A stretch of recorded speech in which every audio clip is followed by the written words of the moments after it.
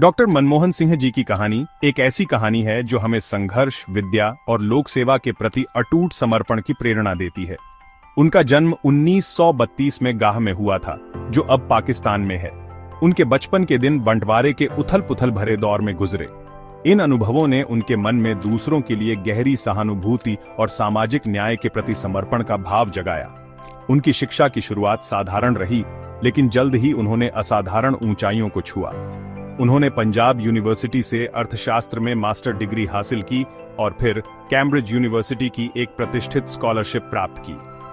Cambridge में doctor Singh की प्रतिभा निखर कर सामने आई। उन्होंने अर्थशास्त्र में फर्स्ट क्लास ऑनर्स हासिल किया, जो उनकी बौद्धिक क्षमता का प्रमाण था। उनकी शैक्षणिक यात्रा ऑक्सफोर्ड यूनिवर्सिटी में जारी रही, जहां उन्होंने डॉक्टरेट की उपाधि प्राप्त की और एक असाधारण विद्वान के रूप में अपनी प्रतिष्ठा को और मजबूत किया।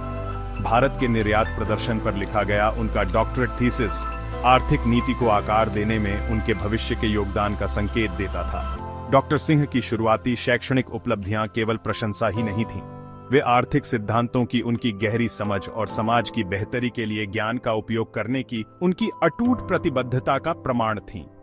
कैम्ब्रिज और ऑक्सफोर्ड में बिताए गए समय ने उन्हें एक वैश्विक दृष्टिकोण प्रदान किया, जिससे वे आने वाले वर्षों में भारत के सामने आने वाली जटिल चुनौतियों का सामना करने के लिए तैयार हो सके। अपनी पढ़ाई पूरी करने के बाद भारत लौटकर डॉक्टर सिंह ने लोक सेवा के लिए समर्पित एक करियर की शुरुआत की। उन्होंने एक प्रोफेसर के रूप में शुरुआत की, अपना ज्ञान बांटा और अर्थशास्त्रियों की एक नई पीढ़ी को प्रेरित किया।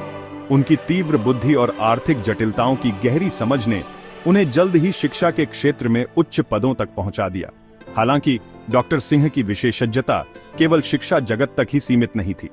उन्हें भारत सरकार के भीतर विभिन्न पदों पर सेवा करने के लिए बुलाया गया, जिनमें भारतीय रिजर्व बैंक और योजना आयोग में महत्वपूर्ण भूमिकाएं शामिल थीं।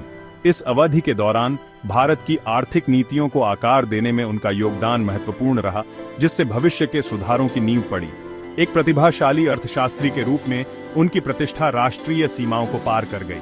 उन्हें अंतर्राष्ट्रीय मुद्रा कोष में शामिल होने के लिए आमंत्रित किया गया, जहां उन्होंने अनुसंधान विभाग के निदेशक के रूप में कार्य किया। बाद में उन्होंने विश्व बैंक में मुख्य अर्थशास्त्री की चुनौतीपूर्ण भूमिका निभाई। इन वैश्विक संस्थानों में डॉक्टर सिंह की अंतर्दृष्टि और नीतिगत सुझावों ने विकासशील देशों के लिए आर्थिक रणनीतियों को आकार देने में मदद की।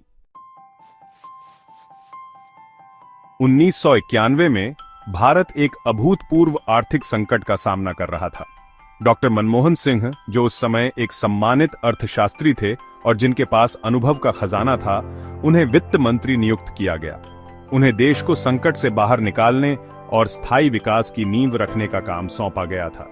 डॉक्टर सिंह ने अपनी विशिष्ट शांत दृढ़ता के साथ आर्थिक उदारीकरण के मार्ग पर चलना शुरू किया। उन्होंने लाइसेंस राज को खत्म कर दिया, जो नियमों की एक जटिल प्रणाली थी, जिसने दशकों तक उद्यमिता और नवाचार को दबा दिया था। उनके सुधारों ने भारतीय अर्थव्यवस्था को खोल दिया, विदेशी निवेश को प्रोत्साहित किया और प्रतिस्पर्धा को बढ़ावा दिया। डॉक्टर सिंह के सुधारों का प्रभाव परिवर्तनकारी था।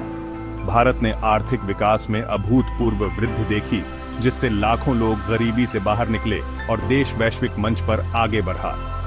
वित्त मंत्री के रूप में उनके कार्यकाल ने उन्हें भारत के आर्थिक उदारीकरण के वास्तुकार के रूप में व्यापक मान्यता दिलाई। 2004 में डॉक्टर मनमोहन सिंह भारत के 13वें प्रधानमंत्री बने। उन्होंने 2 कार्यकालों तक देश का नेतृत्व किया। यह अवधि महत्वपूर्ण आर्थिक प्रगति और सामाजिक सुधारों द्वारा चिह्नित रही। उनके नेतृत्व में भारत ने समावेशी विकास देखा। उनकी सरकार ने सूचना का अधिकार अधिनियम और मनरेगा जैसी पहल की। इन नीतियों का उद्देश्य नागरिकों को सशक्त बनाना और पारदर्शिता बढ़ाना था। वैश्विक मंच पर उनका नेतृत्व भारत के कद को ऊंचा किया। उनका कार्यकाल चुनौतियों के बिना नहीं था। उनकी सरकार को भ्रष्टाचार और मुद्रास्फीति पर आलोचनाओं का सामना करना पड़ा। फिर भी वे समावेशी और समृद्ध भारत के प्रति प्रतिबद्ध रहे। प्रधानमंत्री पद से हटने के बाद भी डॉक्टर सिंह ने संसद सदस्य के रूप में सेवा जारी रखी। वे एक सम्मानित व्यक्ति बने रहे। उनकी विरासत भारत के इतिहास में अंकित है।